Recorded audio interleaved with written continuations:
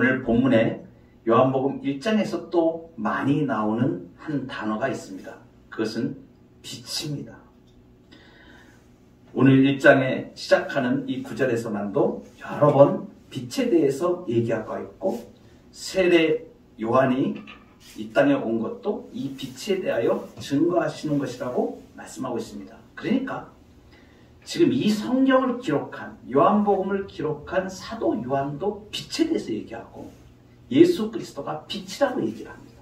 그리고 세례 요한도 예수님보다 6개월 전에 와서 예수님의 길을 광야에서 외치는 자의 소리로 인도하였던 그 세례 요한도 예수 그리스도가 빛이라고 얘기합니다. 그런데 예수님 자신이 나는 세상의 빛이라고 말씀하셨습니다.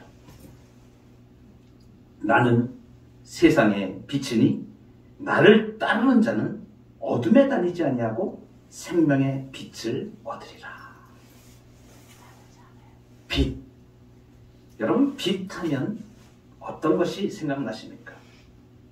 여름이 되면 우리가 캠핑을 많이 갑니다. 지금은 이렇게 숙소들이 좋은 데가 많이 있어서 돈을 내고 1박을 하기도 하고 그렇게 합니다. 그러나 지금도 여전히 캠핑을 하는 분들이 많이 있습니다. 저희가 젊었을 때는 캠핑을 즐겨 했습니다. 시골에 강이나 산에 이렇게 가면서 텐트를 치고 즐거운 여행을 한 기억이 많이들 있으실 것입니다. 밤에는 시골 같은 데는 가로등도 없고 아주 캄캄, 산중에 들어가면 아주 캄캄합니다. 아무것도 보이지 않습니다. 그래서 텐트 야영을 할 때에 다들 준비하는 것들이 있습니다. 우리가 일명 후레쉬라고 하죠. 우리는 랜턴입니다. 랜턴을 다 가지고 비추고 다닙니다. 캄캄한 밤이고 칠흑같이 어두운데 그 밤에 랜턴을 들고 길을 비추면 볼 수 있게 되어집니다. 그리고 그때서야 이 불을 딱 켜면 어둠이 확연하게 느껴집니다. 랜턴 불빛이 이렇게 비치는 데는 환한데 그 저쪽에는 어둠이 캄캄합니다. 그래서 이 빛과 어둠이 이렇게 구별되게 됩니다. 여러분, 근데 그렇게 밤에 밝은 빛을 비치는 랜턴도 낮에 해가 쨍하게 떴을 때 그 밝은 데서 비추면 이 빛은 아무것도 아닙니다. 태양빛이 워낙 강하니까 랜턴 불은 켜도 킨 것 같지가 않습니다. 이 랜턴과 비교할 수 없는 태양과도 비교할 수 없는 너무나 놀라운 그 빛이 바로 온 세상을 비추는 예수님이십니다. 예수님이 빛이시라고 하는 것은 이렇게, 하나님은 빛이시라.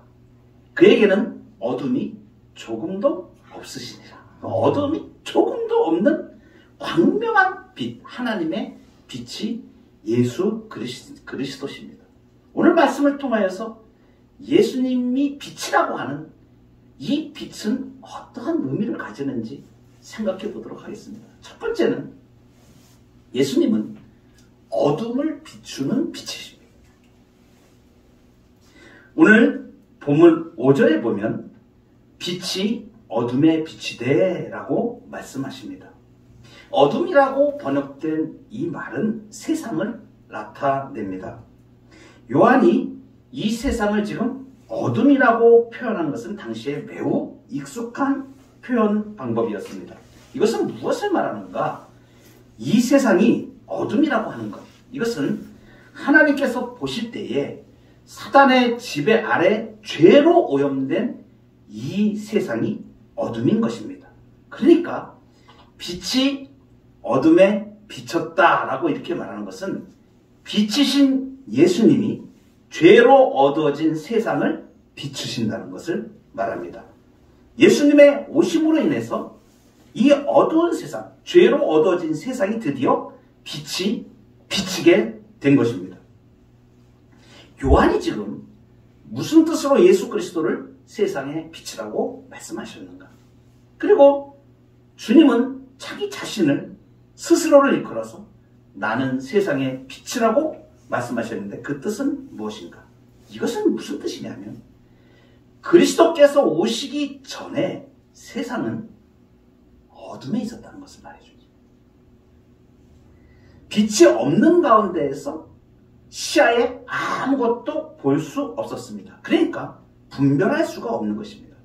분별할 수 없는데 그 중에서 가장 중요한 것을 분별하지 못했는데 그것이 뭐냐면 하나님을 분별하여 알지 못하는 것입니다. 죄로 가려져서 하나님을 알래야 알 수가 없습니다. 어두컴컴한 가운데 우리의 시야로 아무것도 볼 수 없듯이 죄로 가려진 암흑의 세상에서는 하나님을 볼래야 볼 수가 없는 상태였던 것입니다. 그런데 빛으로 그리스도께서 오셨습니다. 이것은 무엇입니까? 그리스도께서 빛을 사람들 안에게 비추어 주셨다. 그 예수님이 하나님을 아는 계시자로 하나님 아버지를 알려주시는 계시자로 오신 것입니다. 그러니까 예수님이 어둠을 비추는 빛이라는 것은 죄로 가려서 하나님을 알지 못하던 이 세상 어둠에 있던 사람들이 빛이신 예수님을 통하여서 하나님을 볼 수 있게 되었다는 사실을 말해주는 것입니다. 아멘.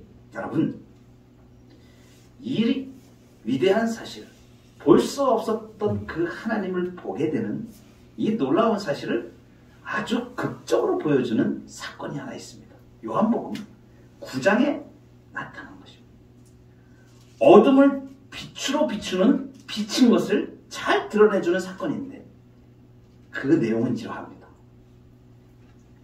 날 때부터 맹인이 된 사람이 있었습니다. 이 사람은 날 때부터 맹인이 됐기 때문에 평생을 한 번도 빛을 본 적이 없는 암흑의 인생을 산 사람입니다. 그리고 하루하루 연명하기 위해서 앉아서 구걸하던 거지였습니다. 보지 못하는 절망뿐이 아니라 이 사람에게 가장 절망스러운 것은 도무지 자기가 앞으로도 절대로 평생 앞을 볼 수 없다는 이러한 상태로 아무 희망이 없이 살아야 된다는 것. 이것이 더 절망뿐인 사람입니다. 이 절망의 맹인 앞에 예수님이 오셨습니다. 아멘. 예수님이 이 맹인, 날 때부터 맹인된 이 사람 앞에서 이렇게 말씀하십니다. 내가 세상에 있는 동안에는 세상의 빛이다. 내가 세상의 빛이다. 라고 말씀을 하시고 땅에 침을 뱉어서 진흙을 이겨서 그의 눈에 바르시고 실로암 못에 가서 씻으라고 하십니다. 이 맹인이 가서 씻고 눈이 떠졌습니다. 아멘. 빛을 보게 된 것입니다. 암흑 가운데에서 빛이신 예수 그리스도를 만나서 빛을 보게 되죠. 그런데 여러분, 육신의 눈만 떠진 게 아니라 이 사람의 영혼이 떠졌습니다. 아멘. 더욱 놀라운 일입니다. 이 맹인이 날 때부터 보지 못했던 이 육신의 눈이 뜨여졌는데 바리새인들에게 추궁을 받습니다. 그리고선 대답을 하고 나왔는데 그때 예수님이 다시 이 맹인을 찾아가서 만납니다. 그리고 말씀하시죠. 네가 인자를 아느냐? 주여, 그가 누구시옵니까? 내가 믿고자 하나이다. 예수님이 말씀하십니다. 너와 말하는 자가 그다. 이제는 맹인이 아닌 사람입니다.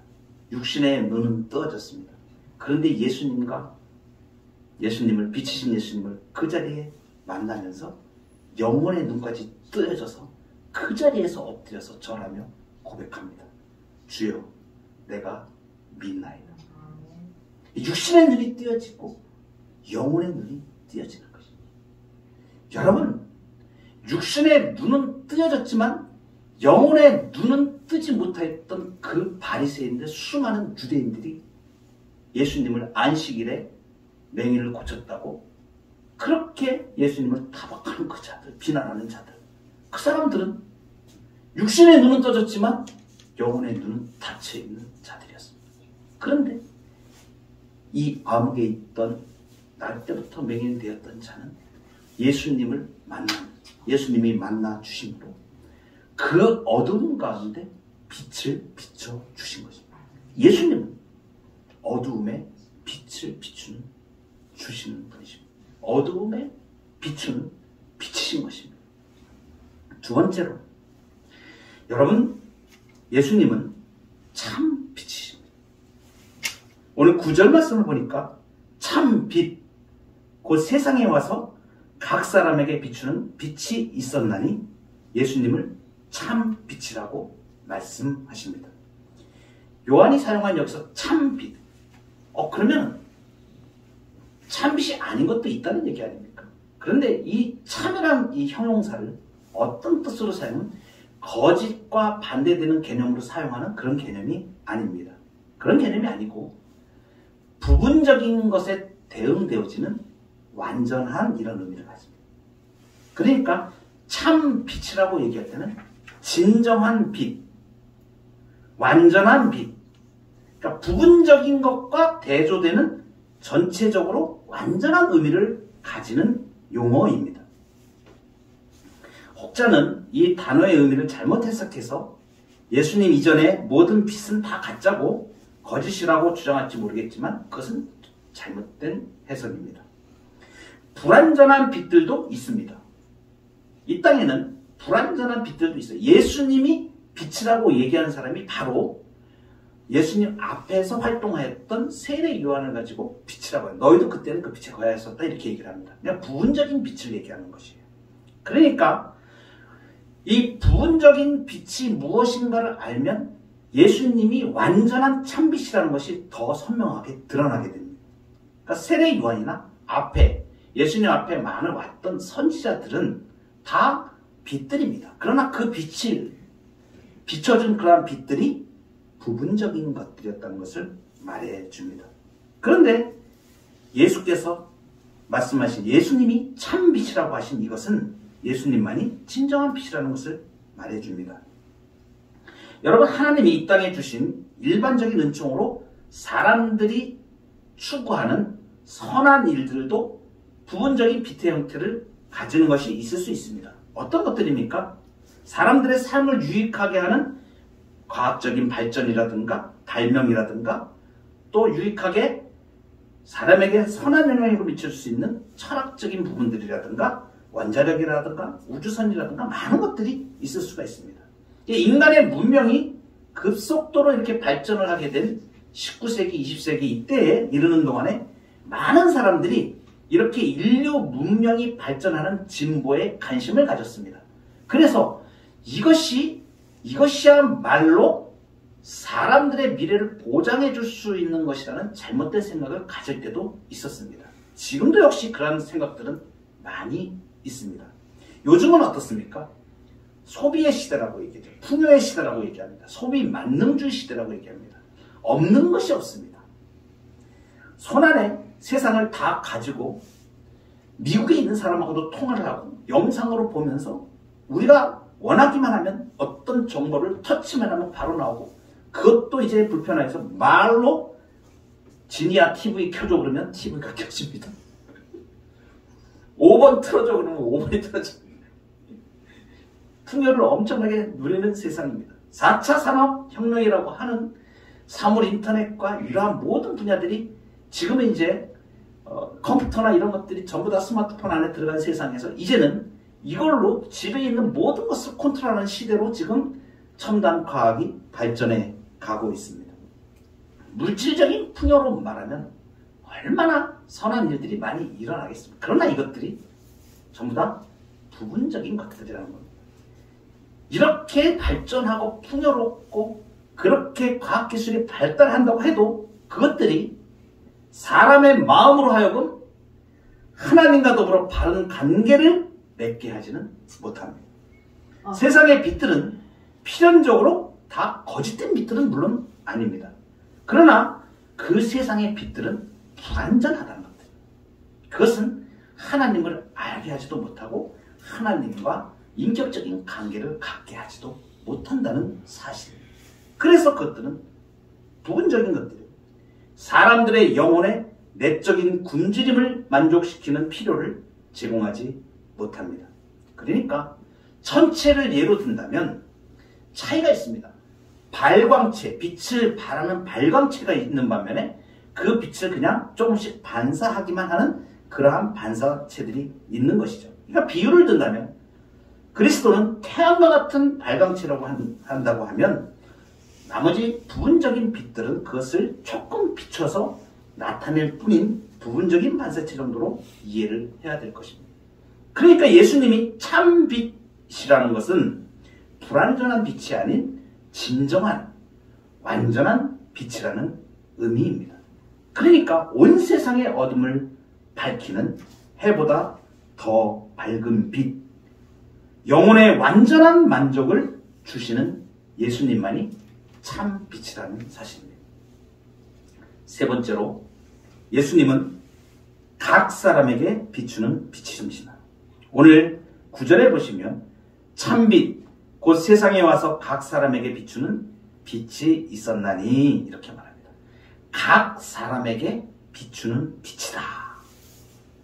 이 말씀이 말하는 것은 무엇인가? 이것은 빛을 받는 대상이 누구인지를 밝혀주는 것입니다.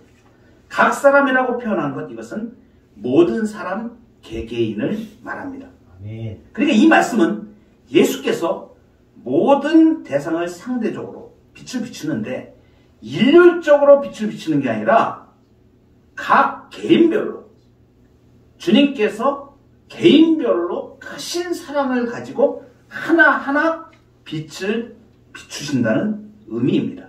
이것을 이름하여서 우리가 구원의 개별성이라고 말합니다. 예수님이 만나 주시는 사람, 빛을 비추는 사람만이 예수 그리스도의 빛을 알게 됩니다. 그러니까 예수님의 구원이 어떤 민족을 단체를 대상으로 또는 어떤 집단에 속하였다고 임하는 것이 아니라는 것을 말해줘. 각 개인이 그리스도의 빛의 비추임을 받아야만 이루어지는 것입니다. 이것은 예수 그리스도의 메시아 사역입니다. 예수님이 직접 비추어지는 빛, 택함을 받은 백성을 주님이 직접 그 사람에게 빛을 비추어 주십니다. 이렇게 예수님이 각 사람에게 비추는 빛이심을 가장 잘 보여주는 예가 사도행전에 나옵니다. 사도행전에 보면 사울이라는 인물이 등장을 합니다. 청년이었습니다. 예루살렘에서 예수를 믿는 자들이 교회가 나오고 거기에 예수 믿는 사람들이 생겨나게 되었습니다. 예루살렘 교회에서 7 집사를 뽑았습니다. 그래서 성령이 충만한 7 집사를 뽑았는데 그 중에 스데반이라는 집사님이 있었습니다. 이분이 전도하다가 예수 그리스도를 증거하다가 유대인들로부터 복음을 전하는 그것을 이 유대인들이 달려들어서 스데반 이 집사님을 돌로 쳐서 죽이는 상황이 벌어졌습니다. 이 스데반이 순교를 당할 때 사람들이 돌로 이 스데반을 치는데 이 돌로 치는 게 그냥 치는 게 아니라 열심을 내서 막 이게 치는 겁니다. 그러니까 막 옷을 벗어가지고 이게 증인 앞에 놔두고 막 이렇게 돌을 던지는 이러한 형태로 이 투석형이라고 그랬죠. 돌을 쳐서 사람을 죽이는 하나님을 참남되게 일컬었다. 이래가지고선 죽이는 것입니다. 그때 이 돌을 치는 사람들이 옷을 벗어서 갖다가 이렇게 놨는데 누구 앞에 갖다 놨냐면 사울이라는 청년 앞에 갖다 놨다고 그랬죠. 그러니까 무슨 얘기예요? 이 사울이라는 사람이 지금 예수님을 믿는 스데반이 돌로 쳐서 죽는 그 현장에 딱 지키고 지금 있었다는 얘기예요. 누구 편에서? 유대인들 편에서. 그런데 이 사울이라는 청년을 어떻게 소개하고 있냐면 스데반이 죽임당함을 마땅히 여겼다고 이렇게 얘기를 합니다. 그리고 이 사람의 잔혹함이 어떻게 나타나냐면 교회를 잔멸하려고 각 집에 들어가서 남녀를 끌어다가 옥에 넘긴 사람입니다. 그러니까 예수님을 믿는 사람들을 잡아 죽이는 일에 아주 특별한 열심을 가졌던 굉장한 사람입니다. 주의 제자들에 대하여 살기가 등등했다. 살기가 등등했다는 어떻게 하면 이놈들을 다 잡아 죽일까 이것만 연구하고 얼굴에 그런 표정만 보더라도 예수 믿는 예수쟁이들을 잡아 죽여야 된다. 이렇게 지금 하는 사람이라는 것을 말해주는 거예요. 오죽하면 살기가 등등했다고 이렇게 얘기해요. 그리고 대제사장에게 찾아갑니다. 얼마나 이 예수 믿는 사람들을 잡아 죽이는데 열심히 있었냐면 다메섹에 사람들이 예수 믿는 사람들이 거기 가서 그 도를 전파한다고 그러니까 내가 쫓아가서 내가 이 사람들을 잡아야 되겠다. 그러면 공식적으로 내가 그 일을 할 수 있는 권한을 내가 가져야 되겠다. 대제사장에게 찾아가가지고 공문을 만들어 달라고. 다메섹의 여러 회당에 가서 그것을 딱 제시하고 나 이런 사람이다. 예수 믿는 사람들 잡으러 온 사람이다. 이렇게 하려고 그렇게까지 나갔던 사람입니다. 그리고 남녀를 막론하고 결박해서 예루살렘으로 잡아오려고 다메섹으로 갑니다. 사울이 길을 가다가 다메섹에 이르렀을 때 갑자기 하늘로부터 빛이 그를 둘러 비춥니다. 이 장면은 사도행전에만 3번 등장을 합니다. 사울이 이렇게 빛을 보게 된 거, 빛이 다메섹 도상에서 빛이 비친 이 사건을 3번 설명해 주고 있습니다. 사도행전 9장에 한 번 나오고 22장에 나오고 26장에 이렇게 3번이 나옵니다. 그러니까 처음에 9장에 나온 건 이 사도행전을 기록한 누가의 기록입니다. 거기에 이렇게 소개되어 있습니다. 호련히 하늘로부터 빛이 그를 둘러 비춥니다. 하늘부터 빛이 내려왔는데 그 빛이 확 둘러서 비춘 것이 말이에요. 그 빛의 밝기에 완전히 놀라서 이 사울이라는 사람이 눈이 멀어요. 그 자리에 그 땅에서 엎어집니다. 22장에는 이렇게 그 빛을 소개합니다. 호련히 하늘로부터 큰 빛이라고 해요. 큰 빛이 나를 둘러 비치매 이어서 그 빛의 광채로 말미암아 내가 볼 수 없게 돼요. 그리고 26장에 가면 하늘로부터 해보다 더 밝은 빛이라고 해요. 해보다 더 밝은 빛이 나와 내 동행들을 둘러 비쳤다. 26장 13절. 여러분 이게 무엇이야? 예수님의 빛이 임한 것. 예수님이 빛을 오십니다. 그 각 사람에게 비추는 빛을 이제 그렇게 예수 그리스도를 박해하는 자를 예수님이 직접 빛으로 나타내서 빛으로 비춰주시고 음성으로 들으십니다. 사울아 사울아 네가 왜 나를 박해하느냐? 주여 니십니까? 나는 네가 박해하는 예수다. 예수님이 직접 그 사람을 만나죠.